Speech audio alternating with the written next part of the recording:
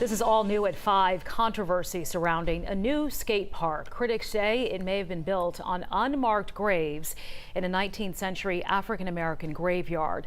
And as 11 Alive's Doug Richards reports, at least a portion of the cemetery overlooks the skate park. Construction workers have nearly completed Noonan's new skate park.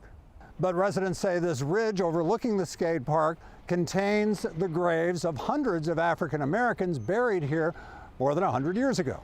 The cemetery is marked with a sign, but the graves themselves are unmarked. Researchers have placed stakes on the landscape, some indicating spots that appear to have been burial sites for folks who lacked the means to mark them. And the reality is that, to have a headstone was a lot of money. It was costly to have that. So many burials of enslaved people didn't have headstones.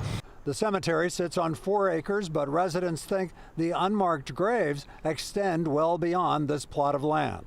They say the skate park probably took out grave sites that never got properly documented.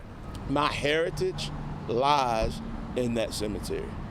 And what they're kind of doing is washing away my heritage. Pastor Render Godfrey was part of a protest march that challenged the city of Newnan to rethink its skate park. The city said in a statement that the city held public participation events which allowed residents, local business owners, and interest groups to share their feedback over the park.